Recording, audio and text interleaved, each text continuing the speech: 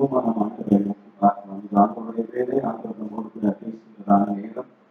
தலைகளை தாழ்த்துவோம், கண்களை விடுவோம், நாம் ஆண்டவரை நோக்கி பார்ப்போம். இது அவருடைய வேலை. ஆண்டவர் நம்மோடு கூட பேசுகிறதான நேரம். அவருடைய சத்தத்தை நாம் கேட்க நாம் நம்மை ஒப்புக் கொடுப்போம். ஆண்டவருடைய பாதத்தை கிட்டி செய்வோம்.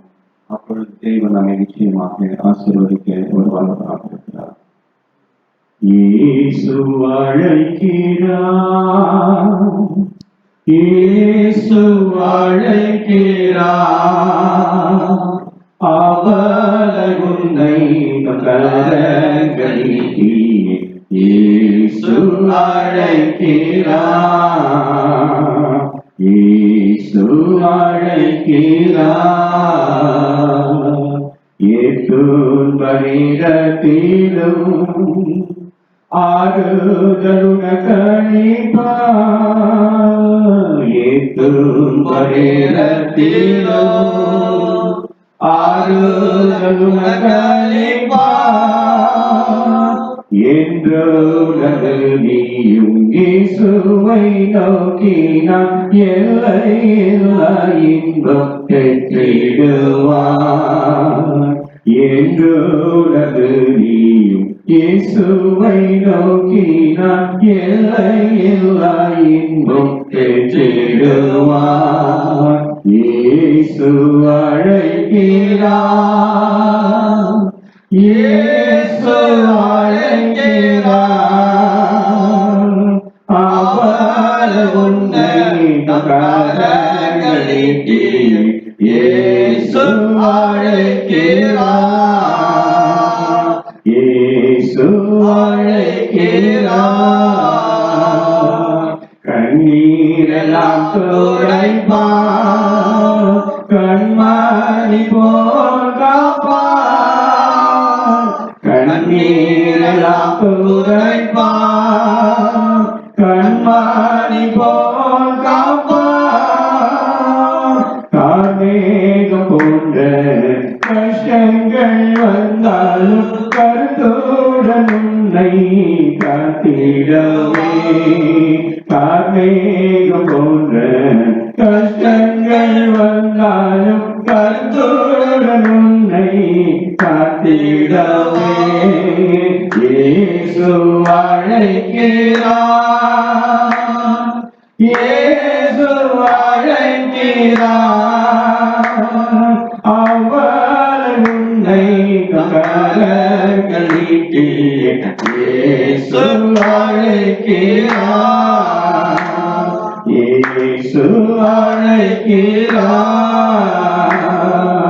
சோர்வடையும் நேரத்திலும் வேலனுடன் கழிப்பார். சோர்வடையும் நேரத்திலும் வேலனுடன் கழிப்பார். அவர் வெளிச்சம் ரட்சிப்புமான தாமதமின்றி நீ வந்திடுவார். அவர் வெளிச்சம் ரட்சிப்புமான தாமதமின்றி நீ வந்திடுவார். இயேசு அழைக்கிறார்,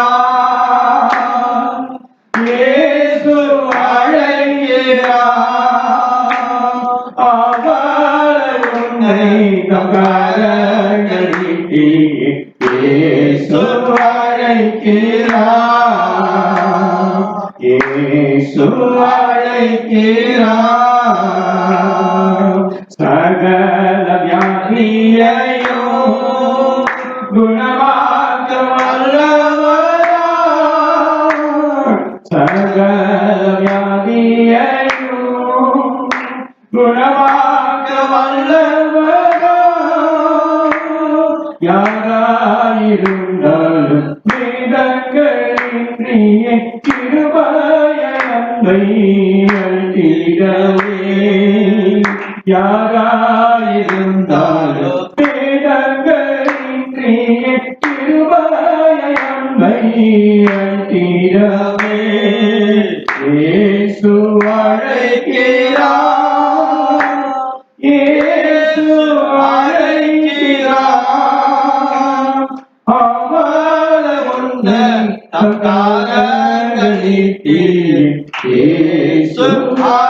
அழைக்கிறார், இயேசு அழைக்கிறார்.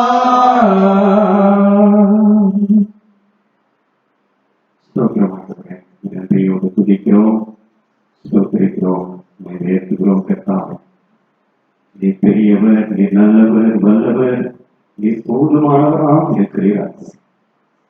எங்களை ஆசீர்வதிக்கிற கர்த்தர், உம்மை நாங்கள் நம்பி உடைய பாதத்தில் எங்களை அர்ப்பணிக்கிறோம்.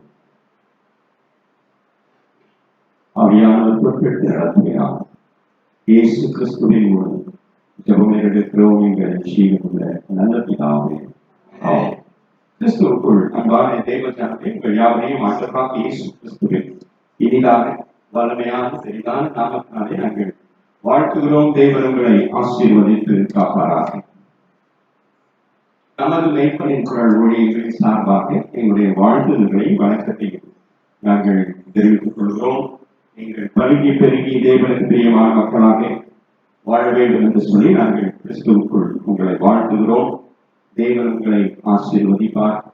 நீங்கள் பருகுவீர்கள், பெருகுவீர்கள், தேவனுக்கு பிரியமான மக்களாக நீங்கள் வாழ்வீர்கள் என்று சொல்லி நாங்கள் ஆண்டவருடைய பேராலே நாங்கள் உங்களை வாழ்த்துகிறோம். அது அப்படியே ஆகும். ஆமென், ஆமென். எனக்கு அருமையான தேவஜனமே, கடந்த ஜனவரி மாதத்துல 21வது ஆண்டு துவக்க முதல் வாரத்துல உங்களை நாங்கள் சந்தித்து போனோம். மீண்டும் ஆண்டவர் இந்த நவம்பர் மாதத்திலே உங்களை சந்திக்கிற வாழ்க்கை கற்றுக் கொடுத்தார். ஆகவே நாம் ஆண்டவருக்கு முதலாவது நன்றி சொல்ல கடன்பட்டிருக்கிறோம். ஆகவே கரங்களை கட்டி ஆண்டவருக்கு அதே போல இந்த வாய்ப்பை எனக்கு கொடுத்த என்னுடைய ஊழியர்களுக்கும் ஊழியத்தினுடைய உதவியாக இருக்கிற அம்மா அவர்களுக்கும் உடன் ஊழியர்கள், திருச்சபை மக்கள், பெரியவர்கள், வாலிப பிள்ளைகள், சிறு பிள்ளைகள் அனைவருக்கும், குறிப்பாக தாய்மார்கள் அனைவருக்கும் என்னுடைய வணக்கத்தையும் நன்றிகளையும் நான் தெரிவித்துக் கொள்கிறேன். இன்னும் ஆண்டவர் உங்க வாழ்க்கையில பெரிய காரியங்களை செய்ய சுத்தமாக இருக்கிறார். பெரிய காரியங்களை செய்து கொண்டு இருக்கிறார்.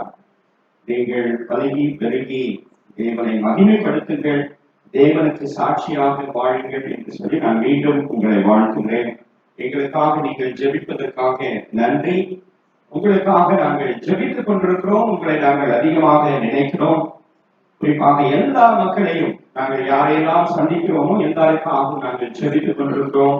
ஆண்டவருடைய வெளிப்பாடுகள் வந்து கொண்டிருக்கிறது.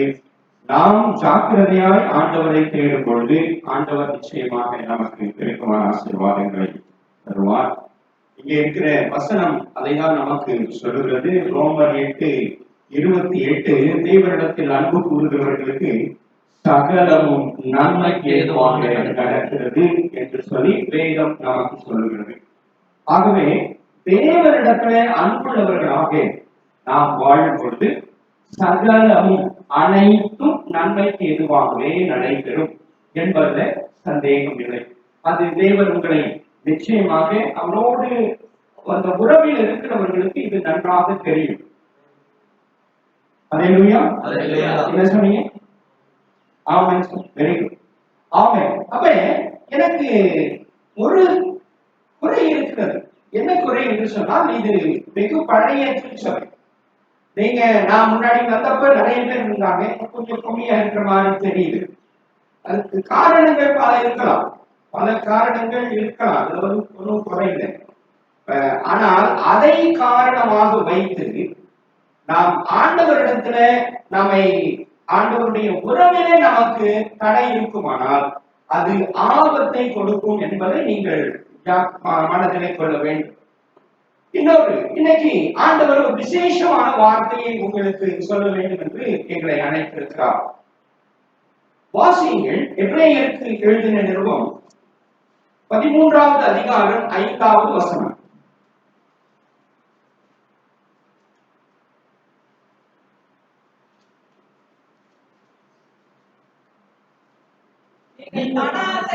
நீங்கள் பணாசை இல்லாதவர்களாய் நடந்து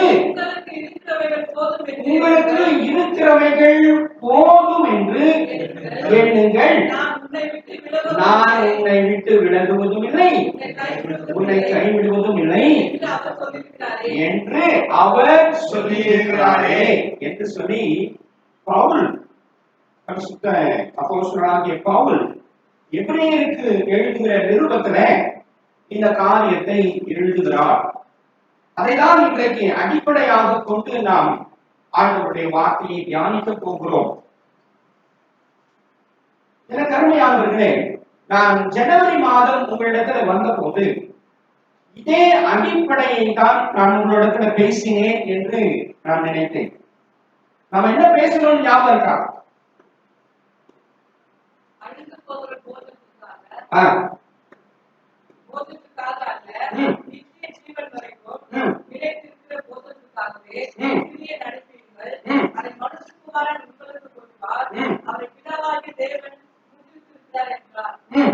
இது என்னது?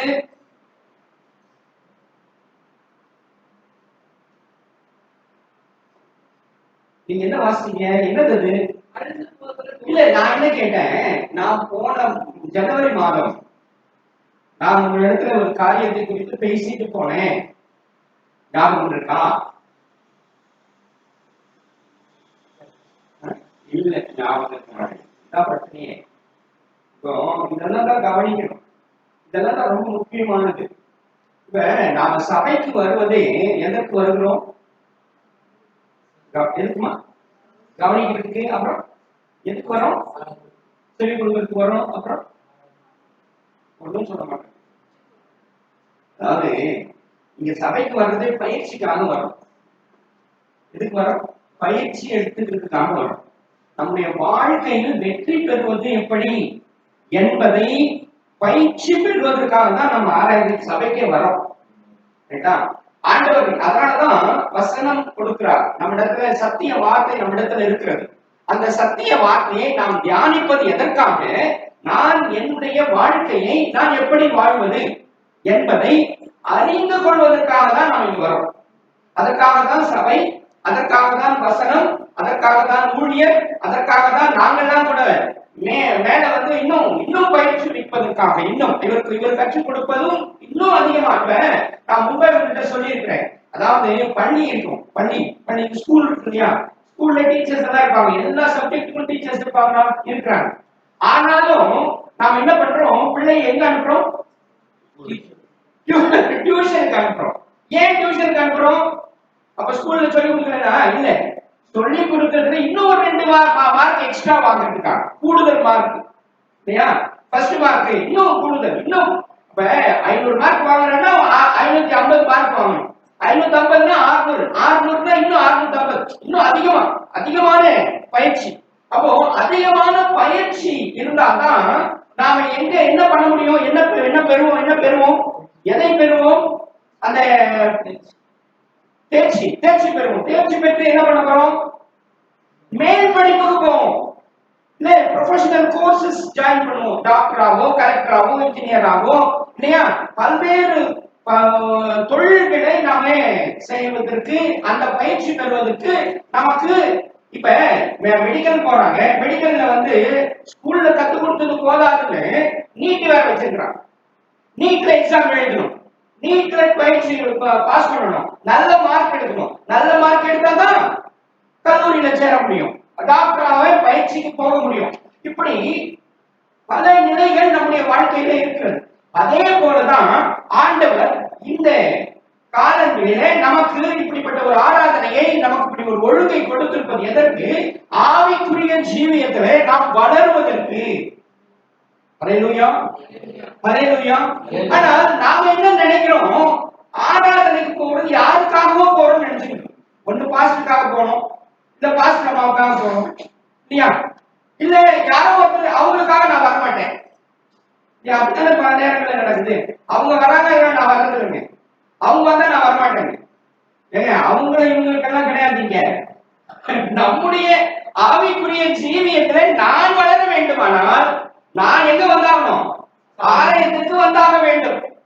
இந்த அடிப்படையை நமக்கு தெரியவில்லை என்று சொன்னால் இந்த சூழ்நிலை இருக்கும். இந்த சூழ்நிலை கண்டிப்பாக இருக்கும். இன்னொரு முக்கியமான காரியத்தை இன்னைக்கு நம்ம தியானிக்க போகிறோம். என்ன தியானம் அப்படின்னா, இப்ப ஆபிரகாமை உங்களுக்கு தெரியுமா?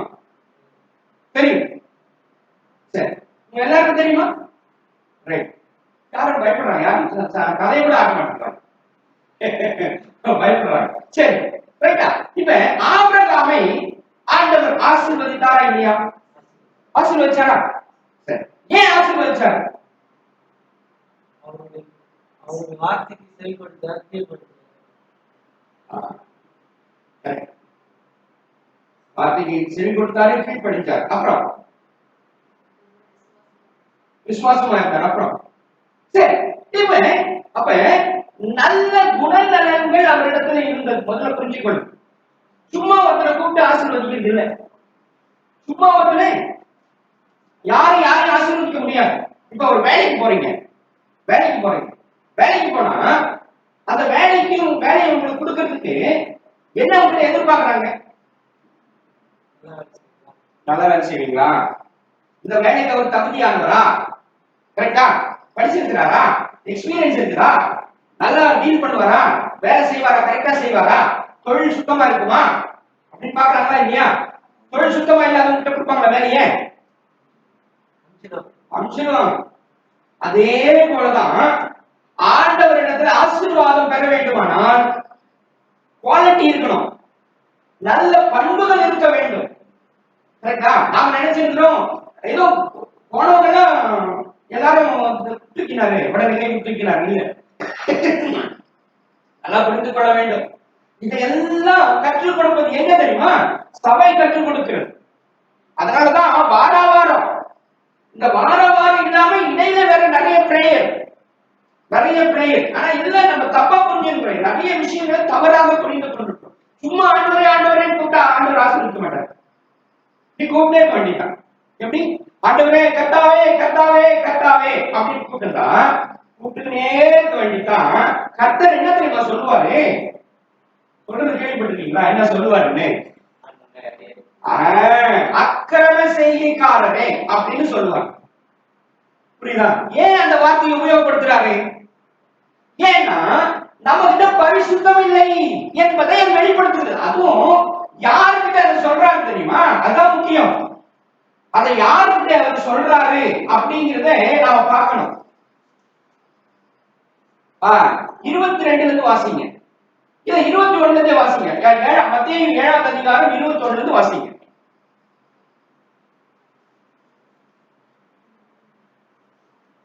மத்தேயு 7:21.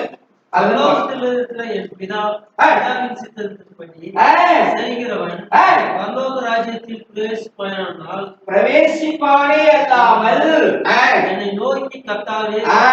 அதாவது நல்லா புரிந்து படிக்கணும். அதாவது என்ன பண்ண சொல்றாரு?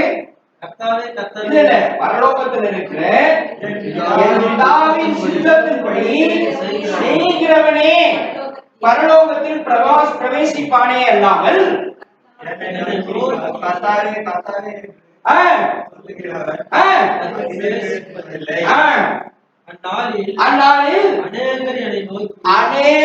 எப்படி என்ன வார்த்தை பாருங்க, கவனிக்கணும். இந்த வார்த்தை ஒவ்வொரு வார்த்தையிலும் விசேஷம் இருக்கிறது.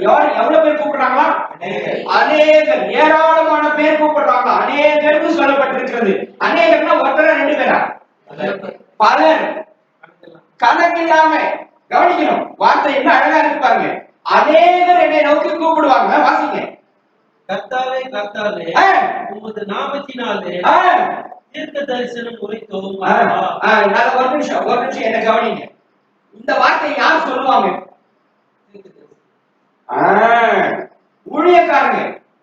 ஊழியக்காரங்களுக்கு சொல்றாரு ஆண்டவர். நல்லா கவனிங்க. அப்போ அவர் தீர்க்க தரிசனம் சொல்றவங்க எவ்வளவு பேர் யாரா இருக்கணும்? கரெக்டா? தீர்க்க தரிசனம் சொல்றவங்க யாரா இருக்கணும்? ஒண்ணும் சொல்ல மாட்டேங்கிறீங்க. எப்படி? பெரிய ஊழியக்காரர் இல்லையா? ரைட். அடுத்தது வாசிங்க. அற்புதங்கள் யார் செய்வாங்க? வரம் பெற்றவர்கள் செய்வார்கள் என்பார்கள். அப்பொழுது யாருக்கு சொல்றாரு? புரியல? இப்ப வசனம் எப்படி புரியுத பத்தியா? அப்போ ஊழியக்காரனுக்கே, அற்புத அடையாளம் செய்யற ஊழியக்காரனுக்கே இந்த நிலைமை என்றால் சாதாரணமாக இருக்கிற உங்களும் என்னுடைய நிலைமை என்ன என்பதை யோசித்துக் கொள்ளுங்கள். அதை தான் நான் உங்களுக்கு சொல்ல வருகிறேன். சொல்றது புரியுதா? நான் சொல்றது புரியுதா? அதாவது அடையாளங்கள், அற்புத அடையாளங்கள் பெரிய பெரிய ஊழியக்காரங்க செய்வாங்க. இன்னைக்கு பெரிய பெரிய மீட்டிங் யார் வந்து போடுறாங்க? யாரால அந்த மீட்டிங் போடப்படுது? பெரிய பெரிய ஊழியக்காரங்க. நம்மள மாதிரி யாருமே போடப்பட முடியுமா? ஒரு 10 லட்சம் பேரை கூட்ட முடியுமா? என்னால முடியாது. என்ன நம்பி யாரும் முகத்தை பார்த்தா வரமாட்டான். கரெக்டா? என்ன பார்த்தா இவரெல்லாம் இதான் பேச போற, என்ன பண்ணுவாரு அப்படின்ட்டு விட்டுரும். ரைட்டா? யார் வரணும்? இப்ப பாட்டு பாடினாரு அவரு இல்லையா? இப்படி ஒரு பேர், ஒரு சில பேர் இருக்கிறாங்க, பெரிய பெரிய ஊழியக்காரங்க இருக்கிறாங்க. அவங்களெல்லாம் கூட்டு வந்தா ஒரு பெரிய கூட்டம் வரும். அப்படிதான் பண்றோம். இப்ப அவங்க தான் அற்புத அடையாளங்கள் செய்யறாங்க, நம்பிட்டு இருக்கிறோம். நாம நம்பிட்டு இருக்கோம். கரெக்டா? அப்ப அவங்களை பார்த்து ஆண்டவர் என்ன சொல்றாரு? நான் உங்களை அறியவில்லை. அக்கிரம அடுத்த வசனத்தை வாருங்க.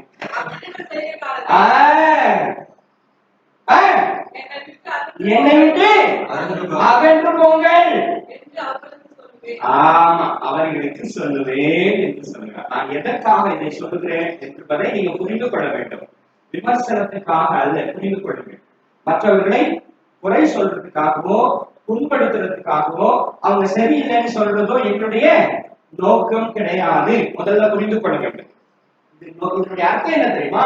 அவ்வளவு பெரிய ஊழியக்காரருக்கு இந்த நிலைமை என்றால், கரெக்டா? இப்ப நம்முடைய நிலைமை என்ன? நாம அதான் யோசிக்கணும். நான் ஆண்டவர்கிட்ட போக முடியுமா முடியாது, அதான் யோசிக்கணும். அவங்க வராங்க வராது அப்புறம் நான் முதல்ல போகணும்னா, நான் கர்த்தரிடத்துல போவேன். என்னுடைய கேள்வி அதுதான். அப்ப நாம் போக வேண்டுமானால் நாம் எப்படி இருக்கணும்? பரிசுத்தமாய் வாழ வேண்டும். அந்த பரிசுத்தம் எப்படி நமக்கு வரும்? பரிசுத்தம் எப்படி வரும்? வாலிபன் எதினால் தன்னை சுத்தம் பண்ணுவான். எதனால? எதனால? கர்த்தருடைய வார்த்தையால தான் நாம் சுத்தமாக முடியும். கரெக்டா? கரெக்டா? அல்லேலூயா, அல்லேலூயா. கர்த்தருடைய வார்த்தை எது? கையில வச்சு நீங்க கையை தூக்கி மேல காட்டுங்க. ஆமா, இந்த வார்த்தையினால்தான் நான் என்னை சுத்தம் பண்ண முடியும். அப்போ இந்த வார்த்தை என்னை சுத்தம் பண்ணுமானால் நான் என்ன செய்யணும்? நான் என்ன செய்யணும்? படிக்கணும். படிக்கணும். நான் படிக்கவே இல்லையே. நான் ஸ்கூல் போனேன். படிக்கணும், கேட்கணும். அதுதான் எத்தனை கால் கொடுத்துக்கிறாரு? 2 கால். நான் வீட்லயே இருந்து கேட்பேன், கேட்க முடியுமா? இப்ப என்னோட செய்தி கேட்குமா? வீட்டுல இருக்கிறவங்களுக்கு ரொம்ப கஷ்டம். தெளிவா போகாது. இங்க வந்தாதான் குறைஞ்சபட்சம் காதுல கேட்கலாம். காதுல கேட்டு விசுவாசத்தை திருப்திக்க பண்ணிக்கலாம், வர்த்திக்க பண்ணிக்கலாம். கரெக்டா? அப்ப அதற்காக தான் சபைக்கு வாருங்கள் என்று சொல்லுகிறது. அப்ப என்னுடைய மனவேதனை என்னவென்று சொன்னால், இவ்வளவு பெரிய ஆலயம், அழகான ஆலயம், முதல்ல இவங்க வீட்டுல ஆராதனை பண்ணிட்டு இருந்தாங்க. கரெக்டா? வீட்டுல தான் ஆராதனை பண்ணிட்டு இருந்தாங்க. அந்த வீட்டுல ஆராதனை பண்ணும்போது நிறைய பேர் வந்திருந்தாங்க. ஏன்னா நான் வீட்டுக்கே வந்து நான் செய்தி கொடுத்திருக்கேன். அல்லேலூயா. வீட்டுல இருக்கும் போதே நான் செய்தி கொடுத்திருக்கிறேன் அங்க. கரெக்டா? அப்ப அங்கேயே நிறைய பேர் இருப்பாங்க. ஆனா இவ்வளவு பெரிய ஆலயம் கட்ட பிறகும் விசுவாசிகள் பெருகவில்லை என்று சொன்னால் எங்க பிரச்சனை இருக்கிறது என்பதை நீங்களே புரிந்து கொள்ள வேண்டும். இது மனதில் வச்சுக்க, ஞாபகம் வச்சுக்க, சரி செய்து கொள்ளுங்கள். சரி, இப்ப முக்கியமான காரியத்துக்கு நான் உள்ள வரேன். அதாவது ஆண்டவர் ஆபிரகாமை ஆசீர்வதித்தார். கரெக்டா? ஆபிரகாமை பெருக்கமாய் ஆசீர்வதித்தார். கரெக்டா? உண்மையா இல்லையா? உண்மை. ஆனால் ஏன் ஆபிரகாமை ஆசீர்வதித்தார்? ஏன்னா அவர் ரொம்ப நல்லவரா இருக்கார். அடிப்படையிலே நல்லவர். ஆண்டவருக்குள் வந்தபடி இன்னும் நிறைய விஷயங்களை கத்துட்டார், இன்னும் பல விஷயங்களை புரிந்து கொண்டார். அப்படி அவர் நல்லவராக இல்லை என்று சொன்னால், ஆண்டவர் நீ புறப்பட்டு போ என்று சொன்னா அவர் என்ன பண்ணிருக்க மாட்டாரு? போயிருக்க மாட்டார். திருப்பி கேள்வி கேட்டிருப்பாரு, எங்க என்ன அனுப்புறீங்க? நான் இங்க நல்லா தானே இருக்கிறேன், எனக்கு நல்ல தொழில் இருக்குது, இங்க வீடு இருக்குது, அப்பா அம்மா எல்லாம் இருக்கிறாங்க, சொந்தக்காரங்க பக்கத்துலயே இருக்கிறாங்க, என்ன இங்க இருந்து ஏன் போக சொல்றீங்க? சரி, நான் இங்க இருந்து போறேன், இதை விட பெட்டரா இருக்குமா? தேடி வருவான். நம்ம எல்லாம் அப்படித்தானே கேட்கிறோம். நம்ம என்ன ஒரு இடத்துல ஒரு வேலையை விட்டு இன்னொரு வேலைக்கு எதுக்கு போறோம்? ஒரு வேலையை விட்டு இன்னொரு வேலைக்கு எதுக்கு போறோம்? அங்க அதிக சம்பளம், பெட்டர் ஆப்பர்ச்சுனிட்டி, அதானே? அப்போ பெட்டர் ஆப்பர்ச்சுனிட்டி எனக்கு உண்டா? என்னை போ சொல்றீங்க, பெட்டர் ஆப்பர்ச்சுனிட்டி உண்டா அப்படிங்கலாம் ஆபிரகாம் கேட்கவே இல்லை. கரெக்டா? ஆபிரகாம் எதுவுமே கேட்கல. அதனாலதான் ஆபிரகாமுக்கு என்ன பேரு? ஆபிரகாமுக்கு என்ன பேரு? விசுவாசிகளின் தகப்பன் என்ற பெயர். ஏன்னா ஆண்டவர் சொல்றதை அப்படியே விசுவாசித்து ஏற்றுக்கொண்டார். அப்படியே ஏற்றுக்கொண்டார். எப்படி விசுவாசி ஏற்றுக்கொண்டார் என்றால், ஆதியாகமம் 12வது அதிகாரம் முதல் 1, 2, 3, 4.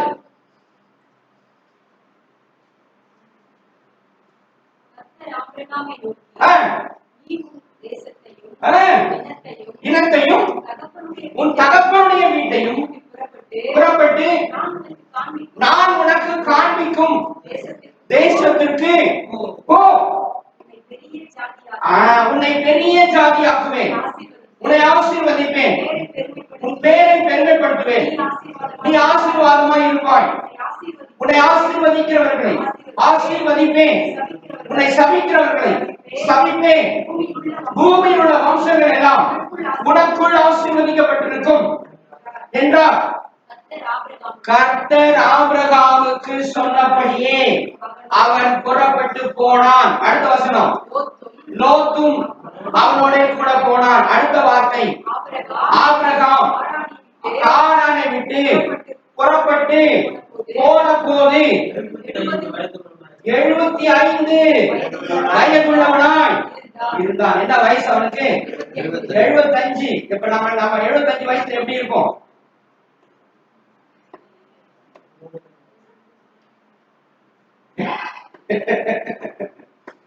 வயசுல எப்படி பார்ப்போம்? கண்ணு தெரியாது, கை கால் நடக்க முடியாது, முட்டி வலி, கால் வலி, உட்கார்ந்தா எழுந்திருக்க முடியாது, நடந்தா கூடவே வரும். கரெக்டா?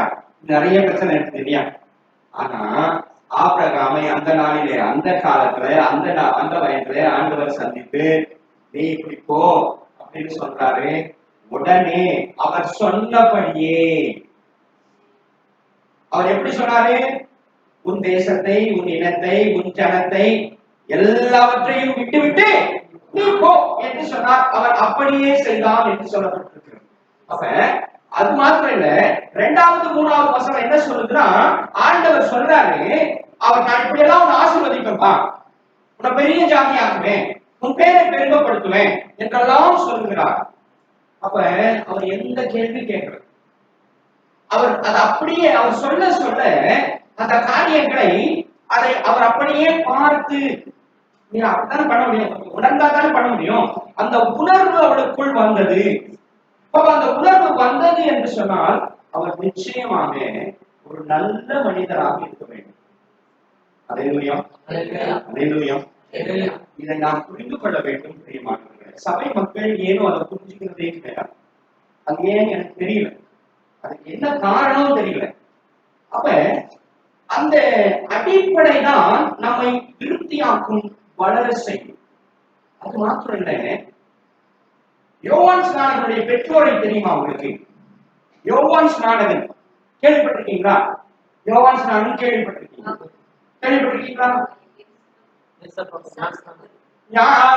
இயேசு சாமிக்கே ஞானஸ்தானம் கொடுத்தது, இயேசு சாமிக்கே வழியை ஆயத்தம் பண்ணுவதற்காக இந்த பூமியிலே பிறந்த ஒரு மனுஷன். அந்த மனுஷன், அவருடைய பெற்றோர் யார் தெரியுமா? எலிசபெத் சகரியா. எலிசபெத் சகரியா யார் தெரியுமா? என்னமா வாசிங்க, லூக்கா எழுதின சுவிசேஷம் 1வது அதிகாரம்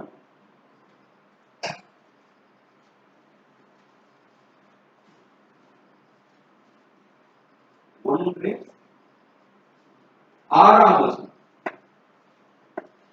அவர்கள் இருவரும் யார்? அவர்கள் இருவரும் சகரியாவும் எலிசபெத்தும். அவர்கள் இருவரும் கர்த்தரிட்ட சகல கற்பனைகளின்படியும் நியமங்களின்படியும் குற்றமற்றவர்களாய் இருந்து தேவனுக்கு முன்பாக நீதி உள்ளவர்களாய் போதுமா? இப்ப பாருங்க, அப்போ எந்த பெற்றோருக்கு யோவான் ஸ்நானகன் பிறந்தார்? நீதியுள்ள பெற்றோர், குற்றமற்றவர்களாக இருந்தார்கள்.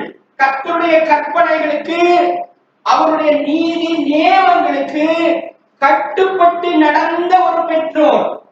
அவர்களுக்கு தான் யோவான் ஸ்நானகன் அவர்கள் வயிற்றில் உதயமாகி பிறந்தார்.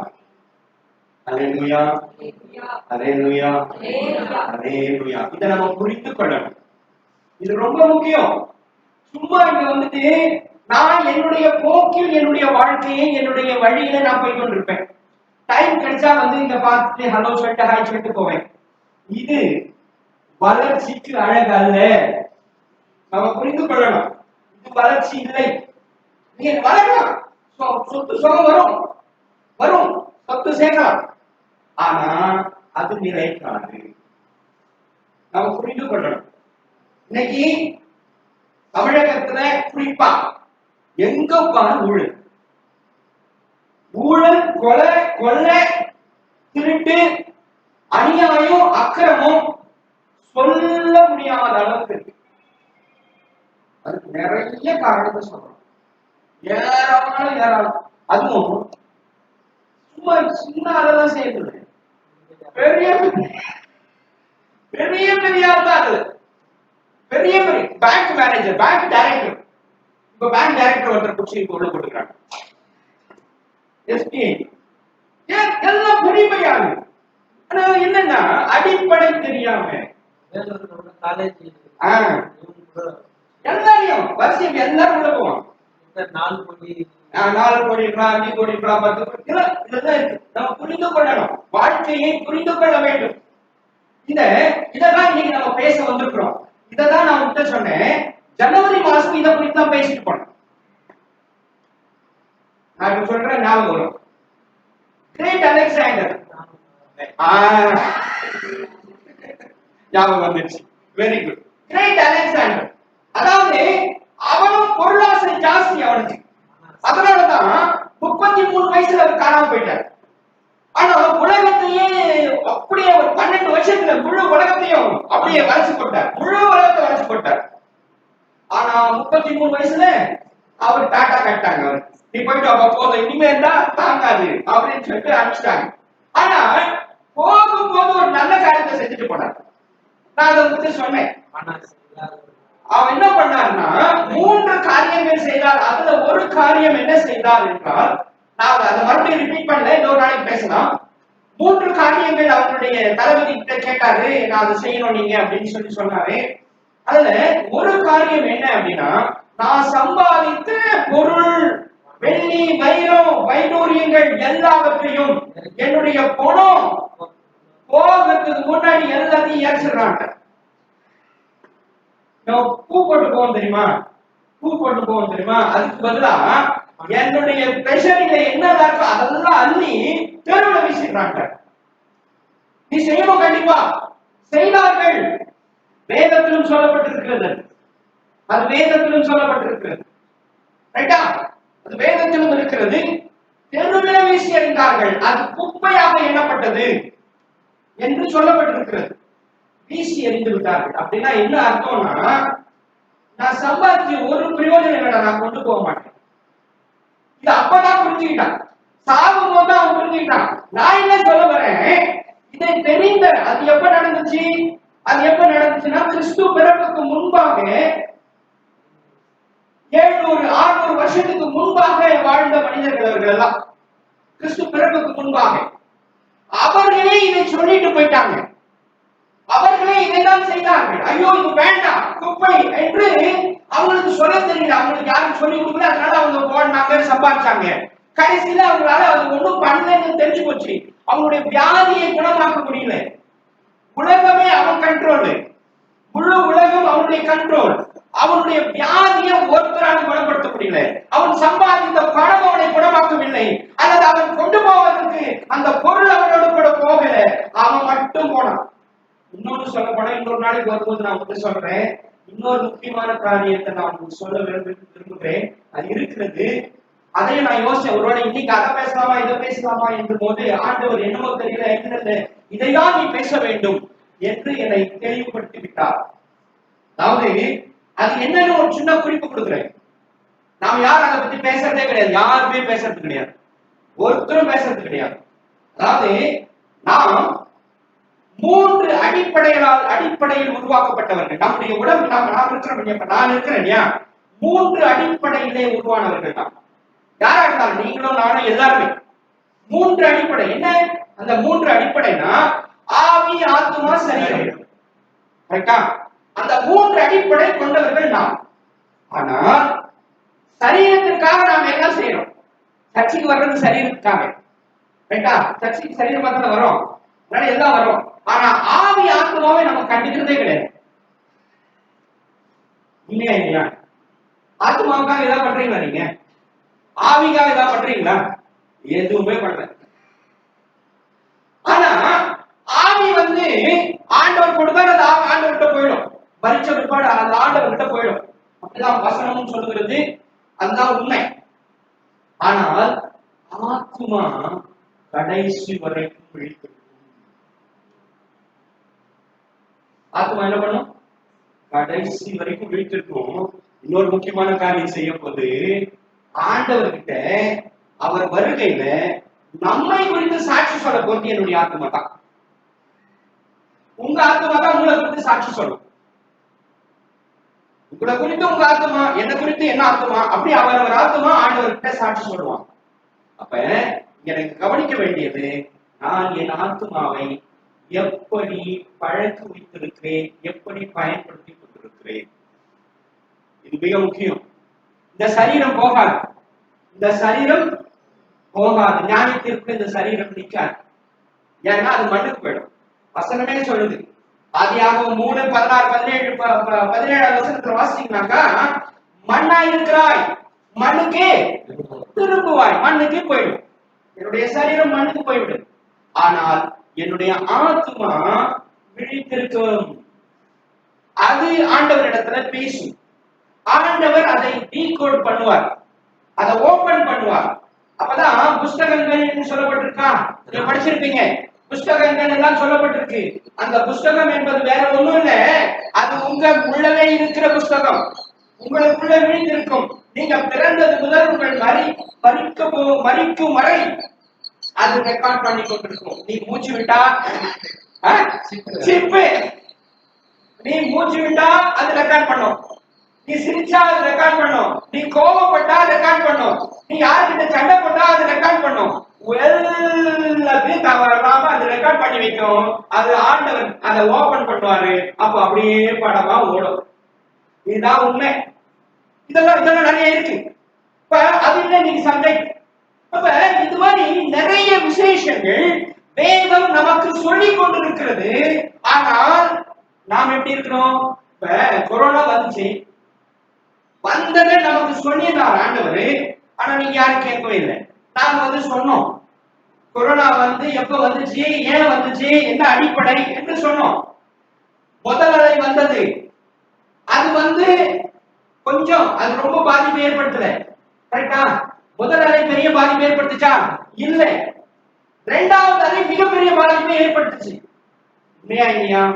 ஆனா முதல் அலை முடிஞ்ச உடனே உங்ககிட்ட நாங்க சொன்னோம், என்னன்னு ஜாக்கிரதை, இரண்டாவது அலை வரப்போகுது சொல்றாங்க, பிரச்சனை இருக்கு அப்படின்னு சொன்னோம். யாராவது கேட்டோமா? இல்லை. நிறைய பாதிப்பு வந்துச்சு. இல்லையா? நீங்க என்ன நினைச்சீங்க? எனக்கு வரல நினைச்சிருக்கிறீங்க. நம்ம பிரச்சனை எங்க தெரியுமா? என்ன டச் பண்ணாத வரைக்கும் எனக்கு கவலையே கிடையாது. நாம அப்படிதான் நினைச்சிருக்கிறோம். நம்முடைய வாழ்க்கையை அப்படிதான் நடத்துறோம். என்ன டச் பண்றீங்க, என்ன நல்லா வச்சிருக்கிறாரு, ஒன்றும் பிரச்சனை. ஆனா இந்த பாதிப்பு என்பது எப்படி தெரியுமா? பல்வேறு இன்னைக்கு பெட்ரோல் விலை, பல விலைவாசிகள், பல சூழ்நிலைகள், வேலை இழப்பு, பல விதமா அதனுடைய பாதிப்புகள் நம்மை தாக்கும். கரெக்டா? எங்கோ இப்ப செல்போன் நாம் செய்யணுமா, ஆனா நம்ம உபயோகப்படுத்துறோம். அப்ப செய்யற இடத்துல அது பாதிப்பு ஏற்படுத்தினா யாருக்கு பாதிப்பது? ஆனா நாம நினைச்சிருக்கிறோம் அது செஞ்சவனுக்கு தானே பாதிப்பு பண்றோம். வேலையை வந்து போட்டு நம்ம கிட்டே பிடிக்கும். அவ்வளவுதான். இப்ப இதெல்லாம் நம்ம யோசிக்கலாம் வேண்டாமா? அந்த யோசனை நமக்கு டீசல் ஏறிச்சு, அந்த இது எல்லாரும் நம்ம கிட்டே வாங்குறேன். ஆனா நமக்கு நாம என்ன நினைக்கிறோம், அது நம்மதுலங்க. நம்ம என்ன, நான் என்ன 1 லிட்டர் வாங்க போறேன், இல்ல 5 லிட்டர் வாங்குவேன், நானு இல்ல 10 லிட்டர் வாங்குவேன். இது பெரிய பாதிப்பா? பரவாயில்ல, பாத்துக்கலாம். 100 ரூபாய் தானே, 120 ரூபாய் தானே, 118 119 வரைக்கும் போச்சு இப்போ, ரைட்டா? அப்ப 132 வந்துச்சு பாம்பேல. அப்படி நிறைய. ஆனா நம்ம என்ன நினைக்கிறோம், 1 லிட்டர் பரவாயில்ல கொடுத்து வாங்கிக்கலாம், வேற வழி இல்லை. 150 ரூபாய்க்கு ராணிப்பேட்டிலே போட்டாங்க ஒரு ஸ்டேஜ்ல என்ன நடந்துச்சுன்னா, அப்போ வந்து வேற கவர்மெண்ட் அதுல ஒரு 2 ரூபாய் என்னவோ ஏத்துனாங்க. உடனே எல்லாரும் ஸ்ட்ரைக் பண்ணாங்க. ஆக்சுவலா அது கம்மி ஏத்துறது. அன்னைக்கு ரொம்ப பயங்கரமான எல்லாம் வீரியமா ஸ்ட்ரைக் பண்ணாங்க. அப்ப உடனே கவர்மெண்ட் ஒரு யுத்தியை செயல் பண்ணாங்க. 2-3 வண்டியை நிறுத்தலாம். 2-3 வண்டியை பங்குக்கு வர வண்டியை 2-3 வண்டியை நிறுத்தலாம். நிறுத்தின உடனே பெட்ரோல் பங்க்ல வந்து பெட்ரோல் இல்லை. அவங்க கொஞ்சம் கொஞ்சமா பிடிக்க ஆரம்பிச்சாங்க. உடனே சில பேர் புத்திசாலி என்ன பண்ணாங்க, 150 ரூபாய் கொடுக்குறையா எனக்கு போடு, நான் 200 ரூபாய் கொடுக்குறையா எனக்கு போடு அப்படின்ற ஒரு சூழ்நிலை வரும் இல்லையா? அந்த மாதிரி டிமாண்ட்ல சில பேர் பண்ணாங்க. இப்போ இப்படிதான் நம்ம வாழ்க்கையை நடத்தி கொண்டிருக்கிறோம். ஆனால் அது சரி அல்ல என்பதை புரிந்து கொள்ளுங்கள். கரெக்டா? சரி, இப்ப நல்லா கவனிங்க. ஆபிரகாம் ஒரு நல்ல ஜீவியம் அவருடைய வாழ்க்கையில இருந்தது. ஆண்டவர் அவரை தெரிந்து கொண்டார், அவரை வழி நடத்தினார், அவர் இன்னும் தன்னை மெருகேற்றிக் கொண்டார். இதுதான் உண்மை, இதுதான் உண்மை, அடிப்படை. இப்ப நம்ம பார்த்தோம் இல்லையா? இப்ப யோவான் ஸ்நானனுடைய பெற்றோர் உண்மை உள்ளவர்களாக இருந்தார்கள், குற்றமற்றவர்களாக இருந்தார்கள். அவர்கள் வயிற்றிலே யோவான் ஸ்நானகன் பிறந்தான். இயேசு யாருடைய வயிற்றுல பிறந்தார் தெரியுமா? யார் வயிற்றுல? மரியாள், யோசேப்பு. அந்த யோசேப்பு எப்படிப்பட்டவன் தெரியுமா? சும்மா ஒருத்தர் வீட்டுல வந்து குழந்தை பிறந்தது இல்லை. ஏசாமி யாரோ ஒரு கொள்ளாட்சி ஏமாத்தி அவங்க வீட்டா பிறந்தாரு இல்ல, ஒரு நீதிமான் வீட்டுல தான் பிறந்திருக்கிறார். இவ்வளவு அடிப்படை படிங்க. அப்போ என்னுடைய வாழ்க்கை எப்படி இருக்கணும்ங்கிறது ரொம்ப முக்கியம் இல்லையா? அப்போ என்னுடைய அடிப்படையில நான் மாற வேண்டும் இல்லையா? இது ரொம்ப முக்கியம். சும்மா நான் பாவம் செய்வேன், நான் கத்தாவே கூப்பிட்டா என்ன மன்னிச்சிடுவாரு அப்படின்னு நாம நினைச்சிருக்கிறோம். மன்னிக்கிறார், இல்லைன்னு சொல்லல. தெரியாம செய்யறாங்க, அறியாமல் செய்த பாவங்கள் மன்னிக்கப்படுகிறது. அதுக்காக தான் அவர் பூமியில வந்து அவர் பிறந்து நம்மை மீட்டு ரட்சித்தாரே. ஆனா ரட்சித்ததுக்கு பிறகு செகண்ட் வேவ். இப்ப செகண்ட் வேவ்ல நம்ம போயிருக்கிறோம். செகண்ட் வேவ்ல நான் எப்படி இருக்கணும்? முதல்ல அறியலங்க, ஏதோ செஞ்சிருந்தேன், நான் எப்படியோ போனேன், என்னமோ பண்ணேன், யாரோ சொன்னாங்க, யாரோ வழி காட்டாங்க, நான் எல்லாத்தையும் கூப்பிட்டு ஏதோ பண்ணிட்டு இருந்தேன். ஒரு ஆலயம் என்று வந்துவிட்டது, ஒழுங்கு என்று வந்துவிட்டது, சத்தியம் என்று வந்துவிட்டது. எனக்காக தேவன் பூமிக்கு வந்து ரத்தத்தை சிந்தினார் என்று எனக்கு தெரியும். தெரிந்த பிறகும் இந்த ஒண்ணு வேண்டாங்க, இந்த சபையை எடுத்துக்கலாம். நீங்க ஜெபம் பண்ணீங்க இல்லையா? நீங்க தான் ஜெபம் பண்ணீங்க. என்ன ஜெபம் பண்ணீங்க? எல்லாரும் வந்து வழி விலகி விக்கிரக ஆராதனை பண்ணீங்களா? நீங்க தானே பண்ணீங்க. அப்போ இன்னும் அந்த சூழ்நிலை இந்த கிராமத்திலையும் இருக்கு, இந்த கிராமத்துக்குள்ள இருக்கு. அப்ப என்ன அர்த்தம்னாக்கா, முதல்ல வந்தாலும் கவலை இல்லை, முதலை வந்தாலும் எனக்கு கவலை இல்லை, 2வது அலை வந்தாலும் வந்து பெரிய அழிவை உண்டாக்குச்சு, அப்பவும் எனக்கு பயம் இல்லை. 3வது அலை வரப்போதே தெரியுமா? வருவாங்க, வருமா தெரியுமா? வரும். எப்ப வரும் தெரியுமா? நான் என்னை மாற்றிக்கொள்ளவில்லை என்றால் வரும். ஏன்னா ஆண்டவர் நம்மை கூட்டி இழுத்துக் கொண்டே இருக்கிறார். வா வா வா வா. நான் வராம இழுத்துக்கிட்டே போனேன்னா எனக்கு பல விஷயங்கள்ல அவர் எனக்கு என்ன பண்ணுவாரு? சூழ்நிலை உருவாக்குவார். ஒரு விஷயம் இங்க பக்கத்துல கண்ணமங்கலத்துல ஒரு ஊழியத்துக்கு ரெகுலரா போயிட்டு இருந்தோம். போயிட்டு இருக்கும்போது ஒரு சகோதரி, ரொம்ப இளம், எனக்கு தெரிஞ்சு இந்த சகோதரியோட வயசா இருக்கு, இங்க பக்கத்துல உட்காந்துருக்காங்க, அவங்க வயசா இருக்கு. அந்த அம்மா வயசு, ஒரு காது கிடையாது, ஒரு கை கிடையாது, தனியா இருக்கிறாங்க. யாருமே உறவு கிடையாது. கண்ணமங்கலத்துல இருக்கிறாங்க, உறவு கிடையாது. நான் இன்னும் கரெக்டா சொல்லணும்னா வண்ணாங்குளம் அங்கதான் இருக்கிறாங்க. ரொம்ப, அதாவது கால் ஒண்ணு கிடையாது, கை ஒண்ணு கிடையாது, முட்டி போடுவாங்க பாருங்க. அப்படி முட்டி போட்டு ஜாப் ரொம்ப பயந்துட்டேன். என்னடா இது? கால் இல்ல, கை இல்ல, இவ்வளவு பக்தியா இருக்கிறாங்க இவங்க அப்படின்னு நினைச்சுக்கிட்டு நான் வந்து அவங்க என்னை அழைத்த ஊழியர் கேட்டேன். ரொம்ப பக்தியா இருக்கிறாங்க. அந்த அம்மாவை கூப்பிட்டு என்கிட்ட பேச வச்சாங்க. அந்த அம்மா சொன்னாங்க, ஐயா இந்த பக்தியெல்லாம் இப்ப வந்துச்சு, கை போனதுக்கு அப்புறம் கால் போனதுக்கு அப்புறம் வந்தது. ஆனா நான் நல்லா வாழ்ந்தப்போ எனக்கு அது தெரியல. நான் இந்த வார்த்தை யாராவது சொன்னா நான் எதிர்ப்பேன், கல்லெடுத்து அடிப்பேன். எங்க அப்பா ரயில்வேல ஒரு நல்ல நிலையில இருந்தாரு, நல்ல வசதியோட நாங்க இருந்தோம். ஆனால் அன்றைக்கு எனக்கு தெரியல, இந்த அற்புதம் எனக்கு தெரியல. கடைசியில என்னுடைய வாழ்க்கையெல்லாம் சீரழிஞ்சு ஒரு ட்ரெயின்ல போய் தற்கொலை பண்ணிக்கிறதுக்காக நான் போயிட்டு இருந்தேன். அப்படி விழுந்த போது என்னுடைய கையும் காலும் போயிடுச்சு. ஆனால் எனக்கு ஜீவனை ஆண்டவர் கொடுத்தார். அதற்கு பிறகுதான் நான் புரிந்து கொண்டேன். எங்கேயோ இந்த பக்கத்துல இது போன்று நிறைய நடக்கும், நிறைய இருக்கும். ஆனால் நல்ல ஜீவியம் இருக்கும் பொழுது எவ்வளவு சொன்னாலும் கேட்க மாட்டாங்க. எவ்வளவு சொல்லி பாருங்க, காது. ஆனா ஒரு பெரிய பாதிப்பு வரும். அந்த நேரத்துல நான் சொல்றேன், நல்லா இருக்கும்போது முட்டி போட்டா எவ்வளவு நல்லா இருக்கும். நீ கையில கால் இல்ல, சமைச்சு கொடுத்து கால் கிடையாது. அந்த அம்மா இவங்க கையில காலில எப்படி தனியா இருக்க முடியும், அதுவும் வாலிப வயசுல. ஆனா இருக்காங்க, ஒரு சின்ன டென்ட் இது போட்டுட்டு இந்த மாதிரி இருக்காங்க. அப்பாவும் இருக்காரு, எங்க அம்மாவும் இருக்காங்க, எல்லாருமே இல்லை, தனிமையில இருக்கிறாங்க. நான் என்ன சொல்ல வரேன்னா, இதையெல்லாம் உணர்ந்து கொள்ளுங்கள் பிரியமானவர்களே. நமக்கு ஆண்டவர் நல்ல சரீரம் கொடுத்திருக்கிறார், பலன் கொடுத்திருக்கிறார், நல்ல வசதி வாய்ப்பு இருக்கிறது போதும். இன்னைக்கு வசனம் அதுதான் சொல்லுது, பணாசை இல்லாமல் இருக்கிறது போதும் என்று இருங்கள். ஏன்னா ஆண்டவர் இன்னொரு வாக்குத்தத்தத்தை அதுல கொடுக்கிறார். என்ன சொல்றாரு?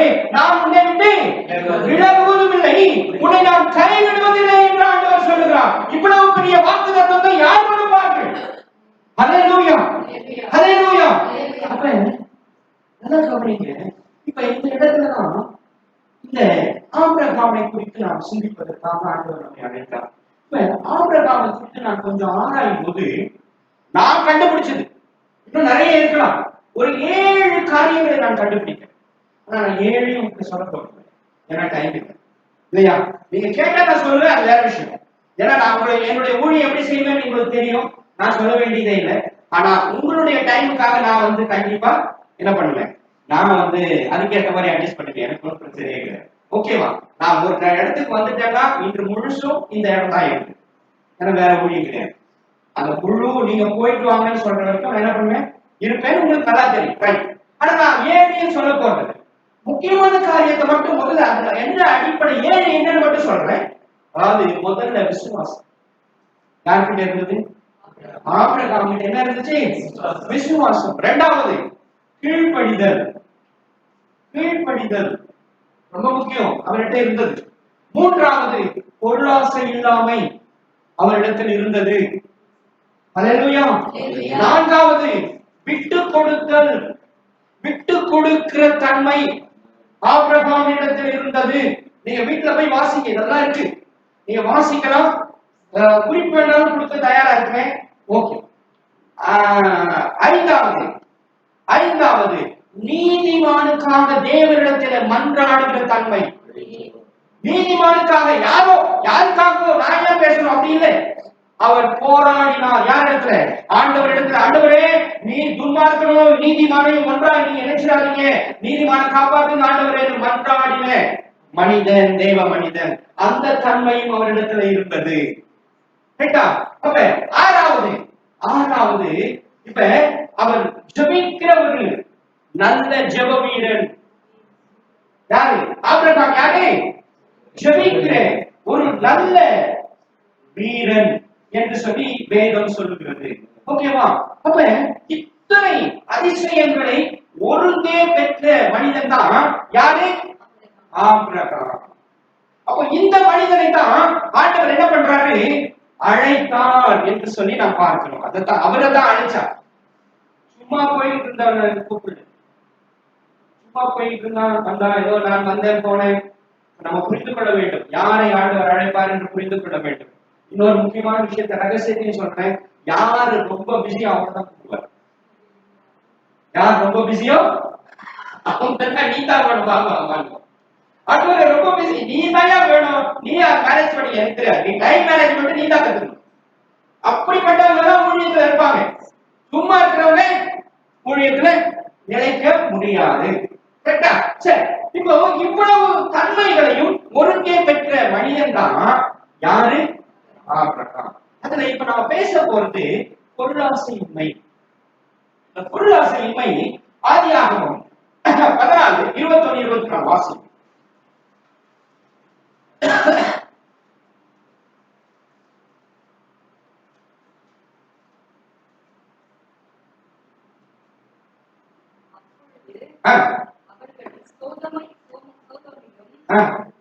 இல்லம்மா 14 21 21 இருந்து 24 14 சோதோமின் ராஜா ஆபிரகாமை நோக்கி ஜனங்களை எனக்கு தாரும். சரி, ஓகே. நீங்க வீட்டுல போய் படிங்க. நீங்க நல்லா படிக்கலாம். வீட்டுல போய் படிங்க, ஒன்றும் பிரச்சனை இல்லை. நான் ஒரு விஷயத்தை மட்டும் சொல்றேன். அதாவது ஒரு ராஜாக்களுக்குள்ள ஒரு போர் நடக்குது. அதுல லோத்தும் போய் சோதோம்ல போயிட்டான் இல்லையா? இப்ப நம்ம வாசிச்சோம் 12:4 என்ன போட்டிருக்கு? 12வது அதிகாரம் 4வது வசனத்துல என்ன போட்டிருக்கு? லோத்தும் அவனோடு கூட போனான்னு போட்டிருக்கான். அந்த லோத்து சோதோமுக்கு போய் விடுகிறார். ஆபிரகாமை விட்டு பிரிந்து எங்க போயிடுறாரு? சோதோமுக்கு போயிடுறார். இப்ப சோதோம்ல ஒரு பிரச்சனை. வேற்று ராஜாக்கள், வேற்று பகுதி மன்னர்கள் எல்லாம் வந்து அந்த பகுதியில் இருக்கிறவர்கள், அந்த பொருள், அவர்களை மக்கள் எல்லாம் கூட்டிட்டு போயிடுறாங்க. போர் செய்து அவர்களை கூட்டிட்டு போயிடுறாங்க. இப்ப ஆபிரகாம் போய் அவர்களுக்கு உதவி செய்து அவர்களை மீட்டு கொண்டு வருகிறார். யாரை மீட்டு கொண்டு வருகிறார்? சோதோமினுடைய மக்களை மீட்டுக் கொண்டு வருகிறார். அப்ப சோதோமின் ராஜா ஆபிரகாமை பார்த்து சொல்லுகிறார், ஜனங்களை மட்டும் எனக்கு கொடுத்துருங்கயா, எங்க பொருள் நீங்க அவங்க கிட்ட கொள்ளை அடிச்சுட்டு அதெல்லாம் நீங்க என்ன பண்ணுங்க, நீங்க எடுத்துட்டு போயிடுங்க, நீங்க என்னுடைய ஜனங்களை மட்டும் எனக்கு கொடுங்க அப்படின்னு கேட்கிறார். அப்ப ஆபிரகாம் என்ன சொல்றாரு அப்படின்னா, நீ என்ன ஐஸ்வர்யவாக்கனான்னு சொல்லக்கூடாது, எனக்கு தேவன் தான் என்னை ஆசீர்வதிக்கிறத தவிர நீ அல்ல. ஆகவே உன்னுடைய ஒரே ஒரு பின்னு கூட நான் எடுக்க மாட்டேன், நீ எடுத்துன்னு போய். ஆனா முறை என்ன, அந்த காலம் நம்ம இப்ப கூட என்னன்னா, ஒரு போருக்கு போறாங்க, போர்ல போய் அந்த நாட்டை தாக்குறாங்க. அந்த நாடு யாருடைய ஆகுது? யாரு ஜெயிக்கிறாங்களோ அவங்களுக்கு ஆகுதா இல்லையா? அப்படித்தானே? அதான முறை, யுத்த வழிமுறை அதானே. ஆனா அந்த யுத்த வழிமுறைக்கும் மாறாக இவர் சொல்றாரு, எனக்கு வேணாம், உன்னுடைய ஜனம் உன்னுடைய பொருள் ஏற்றுக்கோ, நான் உனக்கு ஹெல்ப் பண்ண வந்தேன், உனக்கு உதவி செய்ய வந்தேன், நான் உதவி செய்யறேன், முடிஞ்சு போச்சு என்னோட வேலை, எனக்கு உன்னுடைய பொருள் ஒரு பின்னு கூட வேணாம். நீங்க அதை பார்க்கலாம், அந்த வசனங்களை பார்க்கலாம். இது ஆபிரகாமுடைய தன்மை. நல்லா புரிஞ்சுக்கிறேன். இந்த பொருளாசை தான் பல பல பல பல நான் வாசிச்சோம் இல்லையா? பணாசை எல்லா தீங்குக்கும் மேலா இருக்கிறது. இன்னைக்கு நாம சபைக்கு வராது இருக்கிறதுக்கும் அது மேலா இருக்கா இல்லையா? கரெக்டா? நான் சபைக்கு வராமல் இருப்பதற்கும் பணாசையே ஒன்னும் சொல்ல மாட்டேங்குது. ஆமாவா இல்லையா?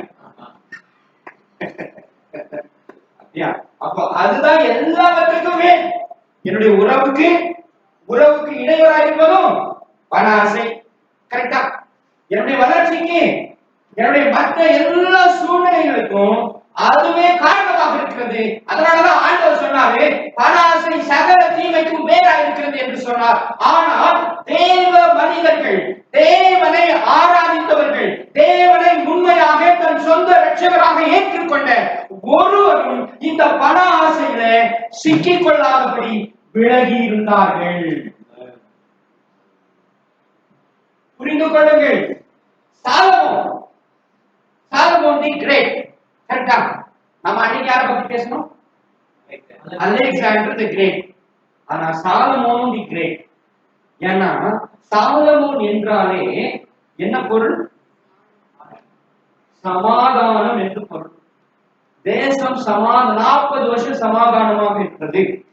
சமாதானம் அவருடைய வாழ்க்கையில அவருடைய காலங்களிலே இருந்தது என்று சொல்லப்பட்டிருக்கிறது. ஆனால் இந்த சாலமோனுடைய தன்மை இங்க வேதத்துல சொல்லப்பட்டிருக்கிறது. இந்த சாலமோன் யார்? ஆனா பின்னால அவன் மனமாறினா ஏதோ ஆயிடுச்சு எல்லாம் போயிட்டாங்க, அது வேற விஷயம். ஆனால் ஆரம்பத்துல சாலமோன் எப்படி இருந்தார்? ஆண்டவர் சாலமோனை சந்திக்கிறார் தரிசனத்துல. ஒரு படிச்சிருக்கீங்களா? படிச்சிருக்கீங்களா? இல்லையா?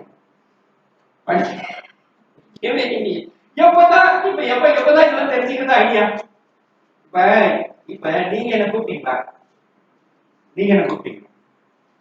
எப்பவாவது கூப்பிட்டுருக்கீங்களா?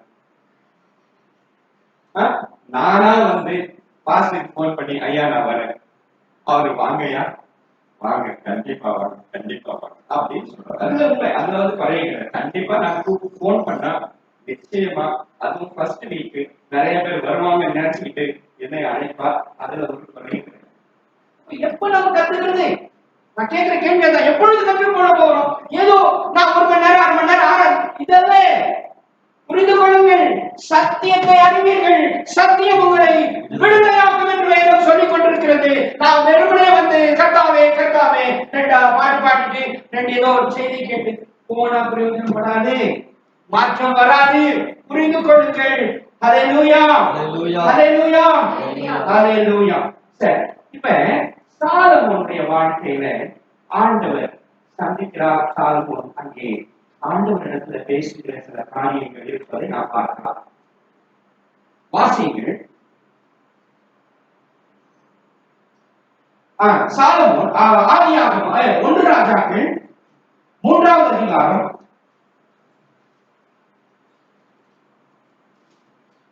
9வது வசனம். ஆகையால் உமது ஜனங்களை நியாயம் விசாரிக்கவும் நன்மை தீமை இன்னதென்று வகையறுக்கவும் அடியானுக்கு ஞானங்களை தந்ததும் ஏராளமாயிருக்கிற இந்த உமது ஜனங்களை நியாயம் விசாரிக்க யாராலே ஆகும் என்றான். சரி, நீங்க வீட்டுல போய் இந்த 3வது 1 ராஜாக்கள் 3வது அதிகாரம் முழுமையும் கொஞ்சம் வாசிங்க. உங்களுக்கு அதுல சில விளக்கங்கள் இருக்கு, ஆனால் நான் அதனுடைய சாராம்சத்தை மட்டும் உங்களுக்கு இப்ப சொல்ல போகிறேன். ஆண்டவர் சாலமோனை தரிசனத்திலே சந்திக்கிறார். கரெக்டா? இப்ப ஆண்டவர் தரிசனத்துல சாலமோனை சந்திச்சு சாலமோனை பார்த்து கேட்கிறாரு, உனக்கு என்னப்பா வேணும்? நீங்க என்ன கேட்பீங்க?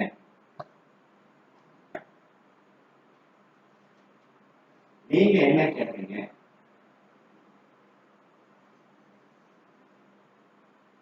எங்க தரிசனத்தை வந்தா தானே அப்படின்றீங்களா?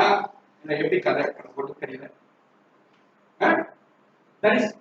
ஆபிரகாம் சாலமோனை வந்து ஆண்டவர் தரிசனத்துல சந்திச்சு, உனக்கு என்னப்பா வேணும்? நீ என்ன வேணாலும் கேள், நான் தரேன் அப்படின்னு சொல்லி ஆண்டவர் 5வது வசனத்தை வாசிங்க. 5வது வசனம். அதுலயே 1 ராஜாக்கள் 3:5.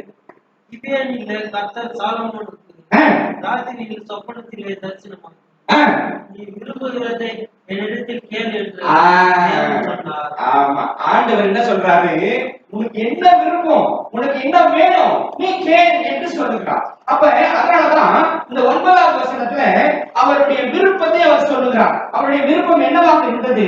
உமது ஜனங்களை நியாயம் விசாரிக்கவும் நன்மை தீமை இன்னதென்று வகையறுக்கவும் அடியனுக்கு ஞானமுள்ள இருதயத்தை தந்தருளும் ஏராளமான இந்த ஜனத்தை நியாயம் விசாரிக்க யாரால் ஆகும் என்று ஆண்டவரிடத்தில் அவர் கேட்கிறார்.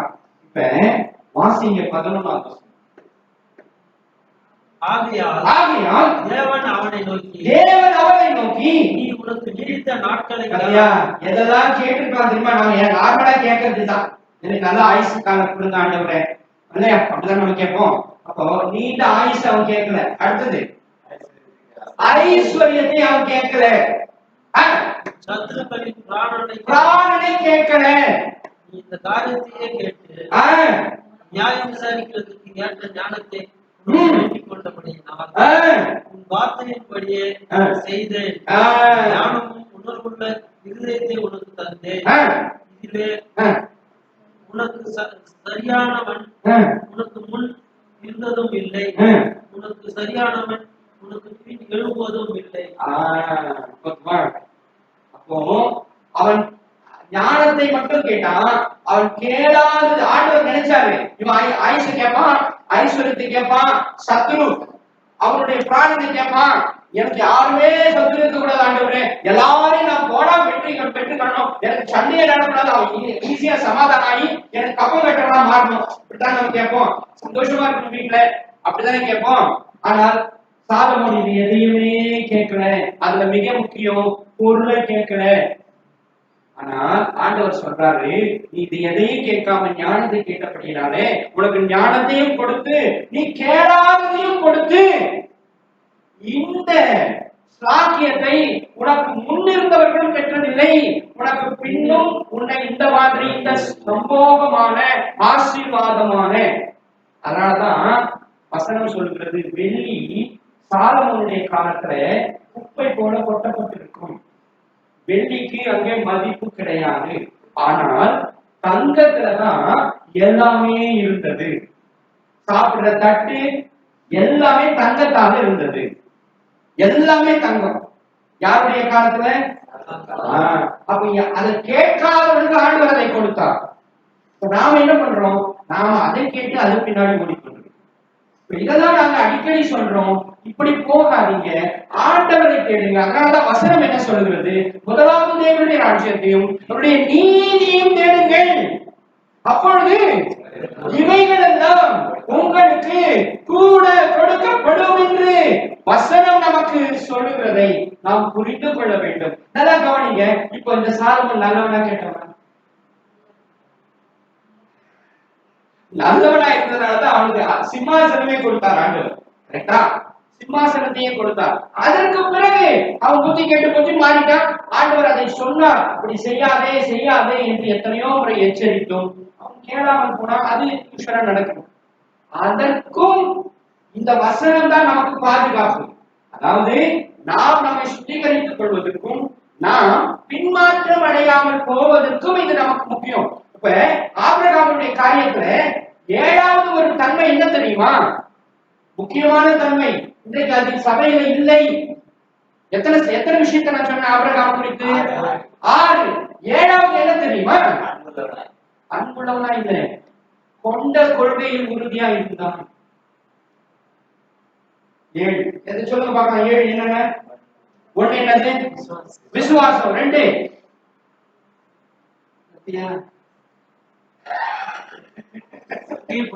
கீழ்ப்படிதல். Very good. 3 பொருளாசை, பணாசை. இல்ல. அடுத்தது 4 விட்டு கொடுத்தல். 5 நீதிமானுக்காக மன்றாடின அந்த தன்மை. அப்புறம் 6 ஜெபவீரன். 7 கொண்ட கொள்கை. கொண்ட கொள்கையில உறுதியா இருந்தான். இது ரொம்ப முக்கியம். இது இன்னைக்கு சபையில இல்ல. இதுதான் இல்ல.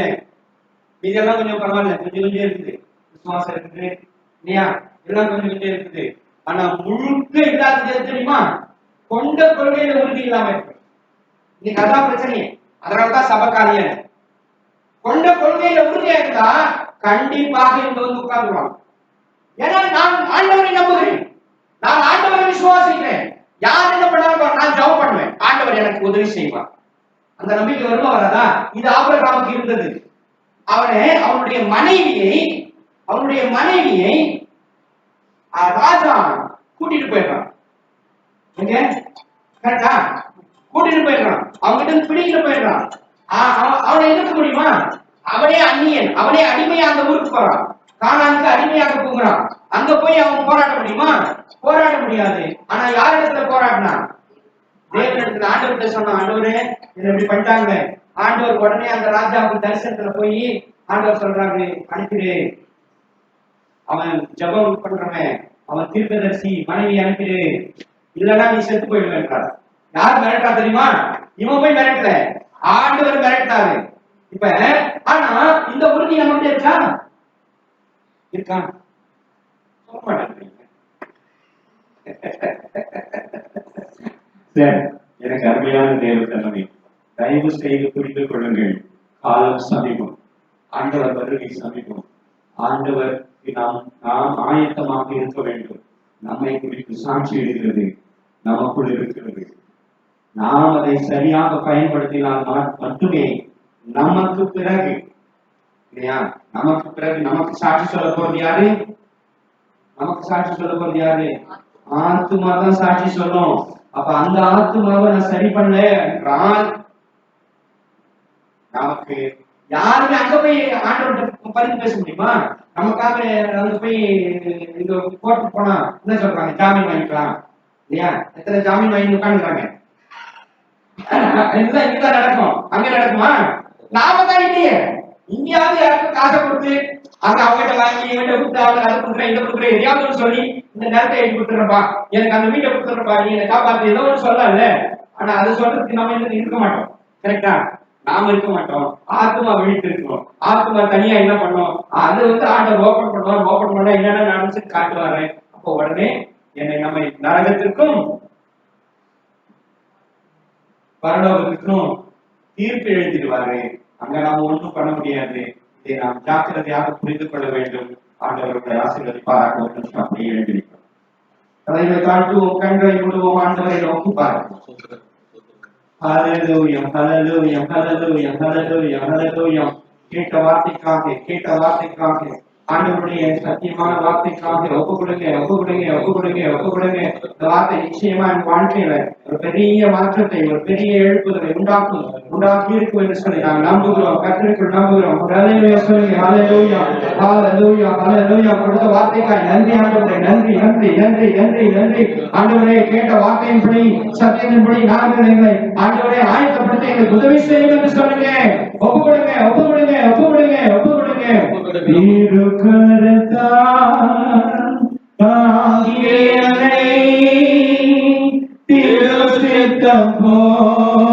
நடத்திடுமே குயவன் கையில் களிமண்ணா அனுதினம் நீ வளைந்திடுமே.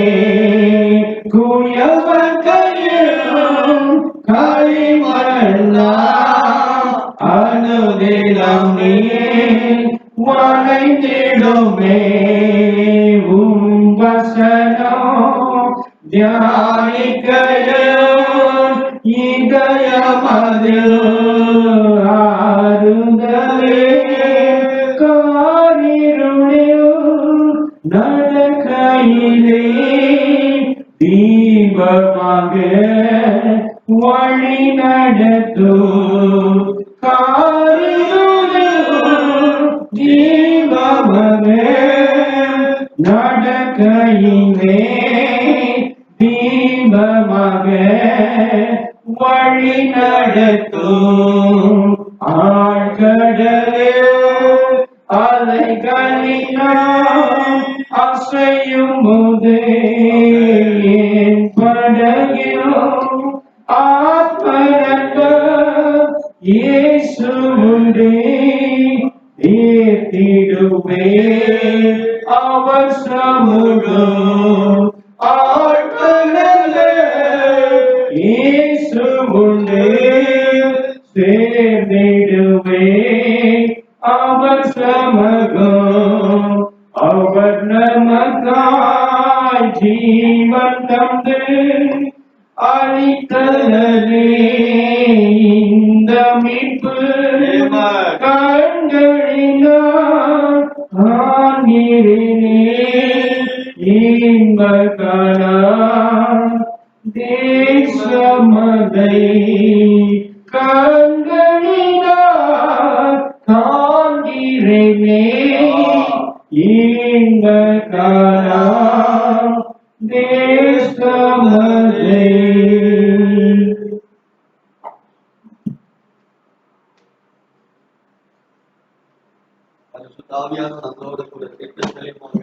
ஆவியானவர் பேசியிருக்கிறார். நாம் எல்லாரும் கரங்களை தட்டி அருமையான கட்டுரை எல்லாம் நடத்தி வெளிப்பாடுகளை 10 ஆவியானவரோடு கூட இணைந்து பேசியிருக்கிறார். ஆனால் எல்லா கரங்களை தட்டி ஆண்டவரை மகிழப்படுகிறார்.